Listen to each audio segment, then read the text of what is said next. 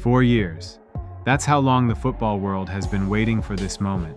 4 long years of build-up, speculation, friendlies that didn't quite scratch the itch, and endless debates about who was ready, who had peaked too early, who would finally deliver when the lights were brightest. And now, here we are. The FIFA World Cup 2026 is officially underway, and the noise coming out of that stadium right now tells you everything you need to know about what this means to people. This isn't just a football match. This is the release of 4 years of pent-up emotion, and you can feel every second of it.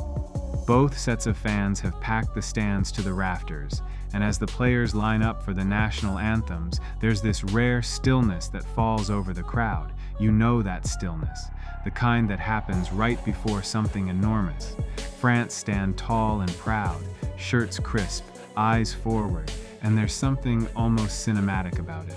These are players who have grown up dreaming of exactly this stage, and now they're finally here, living it in real time. Across from them, Senegal's squad carries that same quiet intensity, a group of players who know they represent something far bigger than themselves.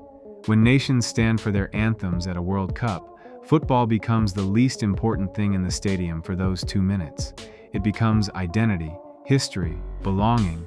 Then the whistle blows, and suddenly it's just a game again. The most watched game on the planet, but a game nonetheless.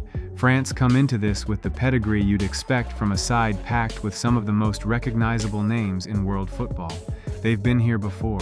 They know what tournament pressure feels like, how to manage it, how to use it. But Senegal are no pushovers, and anyone who's followed African football over the past decade knows exactly the kind of threat they carry. Pace, physicality, technical quality, and an undeniable hunger to prove a point on the world stage. This matchup on paper looked fascinating, and as both sides take their positions and the referee readies himself for kickoff, the sense that something special is about to unfold is almost overwhelming. Early in the match, the tempo is exactly what you'd expect from two sides with something serious to prove.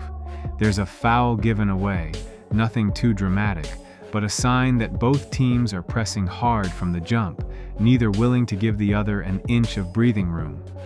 France begin to find some rhythm down the right side, a promising run that stretches the Senegal defense and forces them to think. A long pass forward tests the back line, and for a moment there's that flicker of danger that makes 50,000 people simultaneously hold their breath. Senegal managed to clear, just about, and regroup. But France aren't letting the pressure ease. They're pushing, probing, and looking for that first crack, and then it comes, a moment that shifts everything. The ball arrives, the shot is on, and before the goalkeeper can react, it's in the back of the net. France score. The stadium absolutely erupts. That goal, that single moment of quality, is the product of years of preparation, millions of hours of training, thousands of small decisions that led to one decisive one. And the man who struck it didn't hesitate for even a fraction of a second. He was told to shoot, and he shot. Simple as that. For Senegal, the question now is an uncomfortable one. How did he get that free? How does a player with that kind of goal-scoring instinct end up with time and space in that position? The answer isn't pretty, and it's going to linger over the rest of the first half like a dark cloud. But football rarely gives you time to dwell on your mistakes. It just keeps moving, keeps demanding decisions, keeps testing you. Senegal try to respond, try to build through midfield, with Idrissa Gueye looking to thread a ball in behind the French defensive line. For a moment, it looks like it might work. There's a run, there's space, there's a genuine chance. And then France do it again.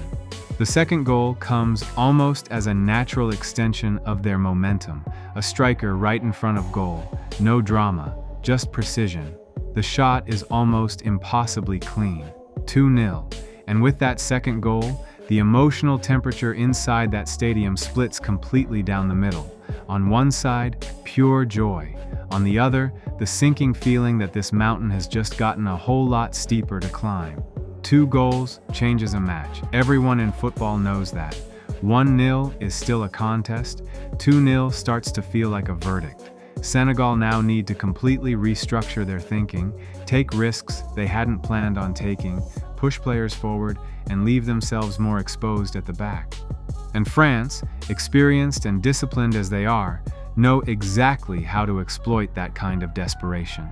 As the half ticks down, both managers are already mentally working through their halftime team talks, one trying to maintain control, the other trying to light a fire. The whistle blows for halftime, and the 2-goal lead for France tells only part of the story. The real story is in how they got there. Composed, efficient, clinical. Not flashy, not showy, just ruthlessly effective. In the dressing room, there will be words about keeping the shape, not getting careless, respecting the opponent. Because 2 goals can disappear quickly in a World Cup match if you start believing the hard work is already done. France know that better than most. The second half begins and Senegal come out looking to make a statement. They're sharper, more direct, trying to use their pace to get in behind the French backline. The French defense is cautious about it. They're sitting a little deeper than you might expect, mindful that one moment of switched-off defending could completely change the narrative of this match. But France have an answer for everything tonight, because when that 3rd goal arrives, it feels almost inevitable.